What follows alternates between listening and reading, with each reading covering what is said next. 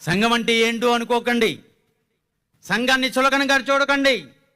ఆనాడు అపోస్తుడైన పౌలు సంఘాన్ని హింసిస్తున్నప్పుడు దమస్కోకు వెళ్తుంటే అక్కడ యేసుక్రీస్తు ప్రత్యక్షమై గుర్రం మీద పడిపోయి కళ్ళు కనపడక సౌలా సౌలు అని పిలుస్తుంటే, ఎవరు ప్రభువా నీవు, నేను చూడలేకపోతున్నా, నా కళ్ళు పోయినాయి, నీ లైటింగ్కి నీ ప్రకాశానికి నా కళ్ళు పోయినాయి, నీవెవరు ప్రభువా అంటే అప్పుడు యేసుక్రీస్తు ఏమన్నాడో తెలుసండి?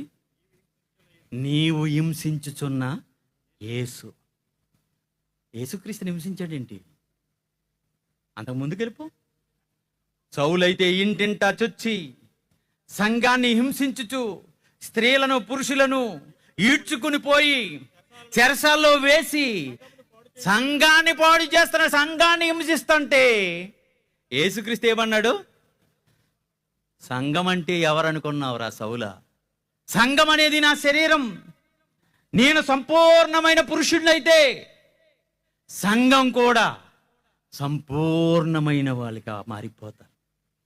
అందుకే సంఘానికి చేర్చబడాలంటే, ఇంతవరకు సంఘానికి చేర్చబడక, సంఘంతో కలిసి ఉండక ఎవరైనా ఇండివిజువల్గా ఉన్నారా? ఇప్పుడే ఆలోచించుకోండి. క్రీస్తునకు కలిగిన సంపూర్ణమైన ఆ సంపూర్ణత మీరు సాధించాలంటే, సర్వసంపూర్ణత సాధించాలి అంటే సంఘంలోనికి వెళ్ళిపోండర్రా, సంఘంలోనికి వెళ్ళిపోండి.